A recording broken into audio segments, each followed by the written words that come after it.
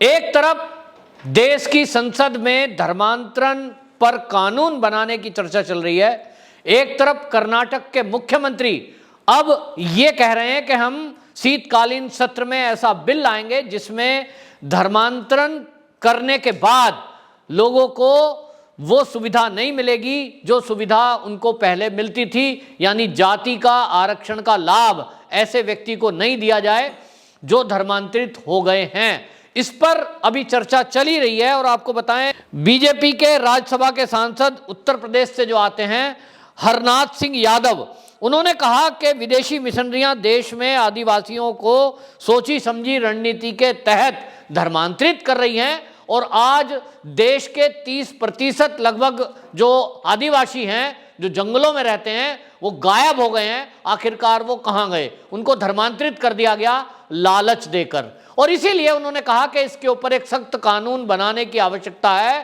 ताकि कोई लालच के आधार पर यदि धर्मांतरित करता है तो लालच देकर धर्मांतरण करने वालों के खिलाफ सख्त कार्रवाई हो, ऐसा एक कानून बने। एक तरफ संसद में जब ये चर्चा चल रही थी, उसी समय उत्तर प्रदेश के चित्रकूट में आरएसएस के प्रमुख मोहन भागवत जी, जो कि राष्ट्रीय स्वयंसेवक संघ जिसको हम कहते हैं, उसके परम पूज्य सरसंचालक जी हैं, वो संतों की सभा में बोल रहे थे और संतों की सभा में बोलते हुए उन्होंने बाकायदा प्रतिज्ञा ली कि हम जितने भी लोग घर छोड़कर गए हैं, यानी हिंदू से अन्य धर्मों में धर्मांतरित हुए हैं, हम प्रतिज्ञा करते हैं कि उन सभी को अपने मूल हिंदू धर्म में वापस लाकर रहेंगे। उन्होंने जो प्रतिज्ञा ली, मैं आपको बताता हूं कि उस चित्रकूट के कार्यक्रम में जहां लगभग 5 लाख के करीब संत समाज इकट्ठा हुआ था पूरे देश से, और ऐसे सनातनी धार्मिक लोग वहां इकट्ठे हुए थे। वहां 3 दिवसीय जो महाकुंभ चल रहा है, हिंदू एकता महाकुंभ, उसमें बोलते हुए आपको मैं बताऊं उनके एग्जैक्ट वर्ड क्या थे। परम पूज्य मोहन भागवत जी ने कहा, मैं प्रतिज्ञा लेता हूं कि सर्व समाज में अपने पवित्र हिंदू धर्म, संस्कृति, समाज के संरक्षण, संवर्धन और सुरक्षा के लिए आजीवन कार्य करूंगा। किसी भी हिंदू भाई को धर्म से विमुख नहीं होने दूंगा। जो हिंदू धर्म छोड़कर गए हैं उनकी घर वापसी का काम हम कराएंगे। उन्हें अपने परिवार का फिर से हिस्सा बनाएंगे। हिंदू बहनों की सुरक्षा और रक्षा के लिए हमेशा तत्पर रहेंगे। जाति, वर्ग और भाषा के भेदभाव से ऊपर उठकर हिंदू समाज को सशक्त बनाने के लिए शक्ति का प्रयोग करेंगे। ये एक बहुत महत्वपूर्ण शब्द है मोहन भागवत जी का, जो कि आरएसएस के प्रमुख हैं। आप देखिए, उन्होंने स्पष्ट कहा है, 2 चीजें हैं उनकी प्रतिज्ञा में, कि हम प्रतिज्ञा करते हैं कि हम ऐसे लोगों को हिंदू धर्म में वापस लाएंगे जो किसी कारण से, लालच से, भय से, किसी के डराने धमकाने से जो धर्मांतरित हो गए, उनको वापस लाएंगे। दूसरा, उन्होंने कहा कि मैं जब तक हूं, वो कह रहे हैं किसी भी हिंदू भाई को धर्म से विमुख नहीं होने देंगे।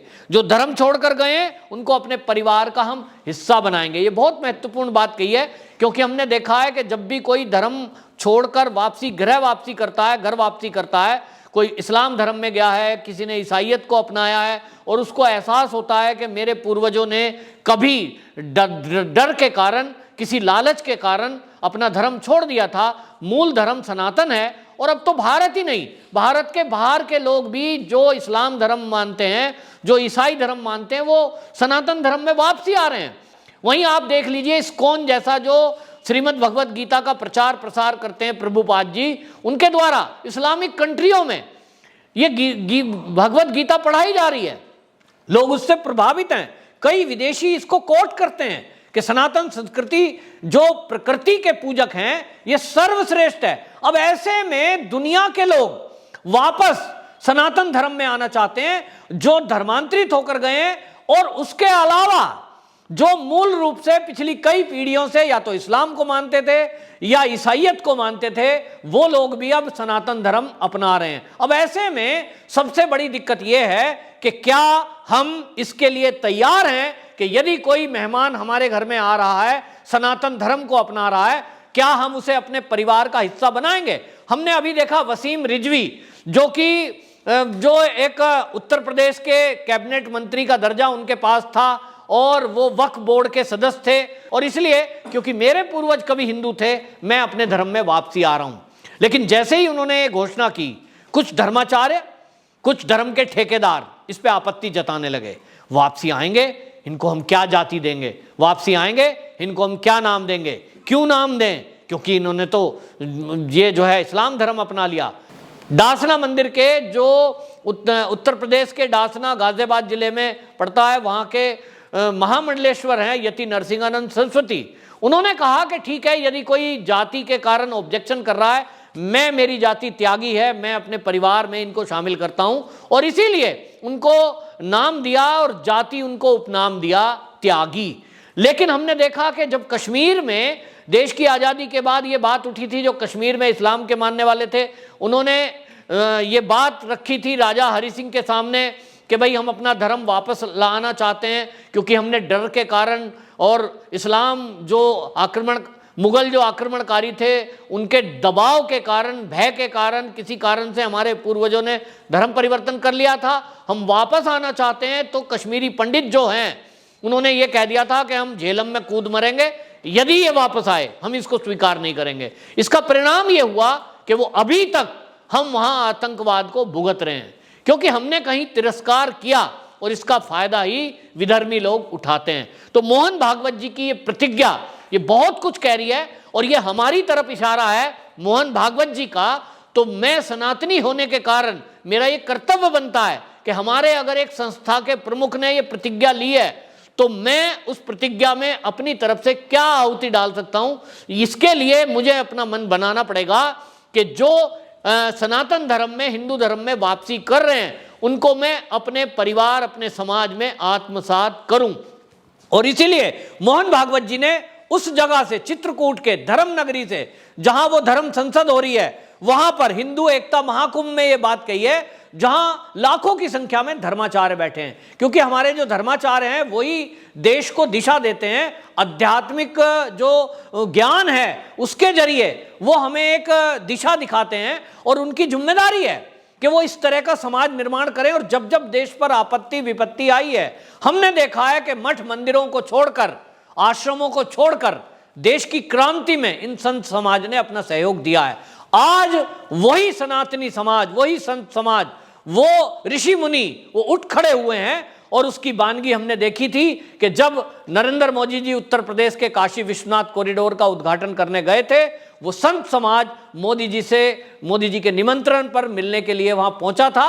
उन्होंने ये प्रण लिया है, और अब उसके बाद चित्रकूट में ये हिंदू एकता महाकुंभ में मोहन भागवत जी का उद्बोधन और प्रतिज्ञा ये बता रहा है कि आने वाला समय बहुत महत्वपूर्ण है हम सब के लिए, और हम इस सब की तैयारी करें। एक महापर्व है घर वापसी का। इसी तरह मोहन भागवत जी ने आगे कहा, यह बात तो सारी दुनिया मानती है, और अपना भी अनुभव है कि एक तरह से यह शाश्वत सत्य है, मजबूरी में लोग एक साथ हो जाते हैं, लेकिन मजबूरी समाप्त होने पर ही एकता भी समाप्त हो जाती है। ये जो मोहन भागवत जी ने कहा कि मजबूरी में एकता हो जाती है, दंगा हो गया तो सब एक हो जाएंगे, हाँ भाई इकट्ठे रहो, एकता करो। दिल्ली दंगा हुआ तो दिल्ली में किसी को कहने की जरूरत नहीं पड़ी कि संघ की शाखा में जाओ, किसी को कहने की जरूरत नहीं पड़ी कि मंदिर में 2 टाइम आरती में घंटा बजाओ, सब इकट्ठे हो जाते थे, क्योंकि भय था दंगों का, घर जलने का, बहन बेटियों की इज्जत लूटने का।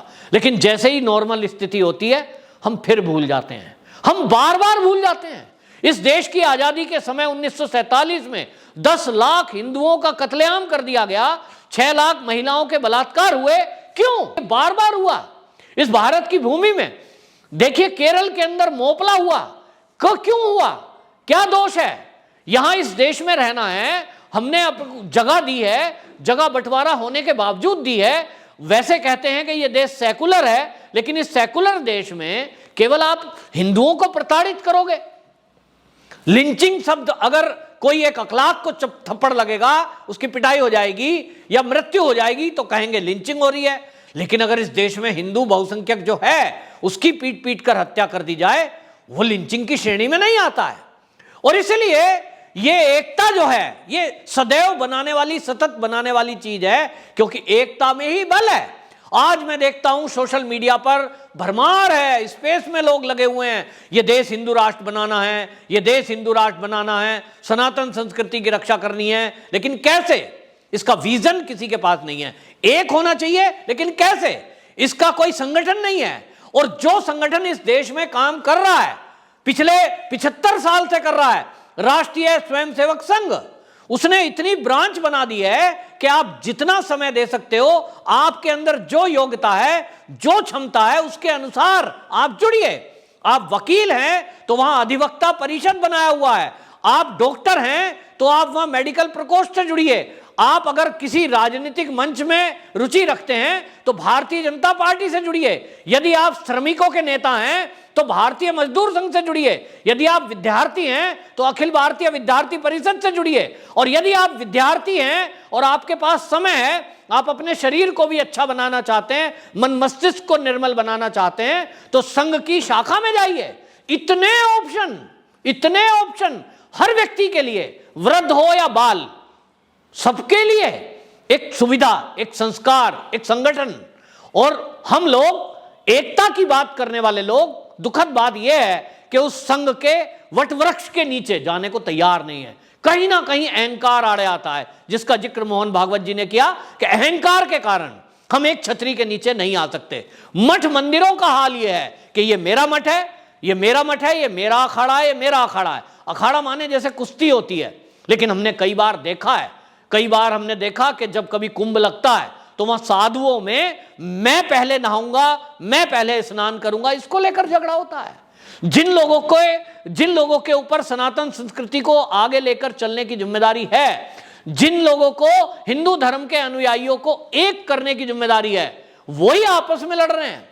तो एकता कैसे होगी? और इसीलिए हम भारतीय लोग, हम सनातन संस्कृति के लोग, हम हिंदू लोग 1000 साल गुलाम रहे हैं। कभी शक आए, कभी यमन आए, कभी हूण आए, कभी मुगल आए, कभी अंग्रेज आए, और आज की डेट में ये अंग्रेज भारतीय है। जो यहाँ विपक्षी पार्टियां हैं, उनके मैं नाम लेना नहीं चाहता, लेकिन देश के 70 साल से जिन्होंने शासन किया है आज़ादी के बाद से, वो भी तो यही करते आ रहे हैं कि हिंदुओं को बांटो, फिर इनके ऊपर राज करो, जातियों में बांट दो, धर्मों में बांट दो, इनको आपस में लड़ा दो। लेकिन इसका उपाय हमारे शास्त्रों में लिखा है। जो धर्म गुरु ये उपाय बता रहे हैं, चित्रकूट की धरती से ये प्रण लिया गया है मोहन भागवत जी के द्वारा और संत समाज के द्वारा। तो जो बहुत अच्छी एक खबर उत्तर प्रदेश के चित्रकूट से निकल करके आई है, निश्चित रूप से सनातनियों के लिए एक हर्ष का विषय है कि हमारे मोहन भागवत जी, जो विश्व के सबसे बड़े सामाजिक संगठन के प्रमुख हैं, उन्होंने जब ये प्रण लिया है, तो अब सब हम सनातनियों का और हिंदुओं का कर्तव्य है कि हम मोहन भागवत जी के इस प्रण में पूरी तन मन धन से उनका साथ दें और वो सपना साकार करें, जिस सपने को बहुत सारे हिंदू सनातनी देख रहे हैं कि ये देश हिंदू राष्ट्र बने। वंदे मातरम।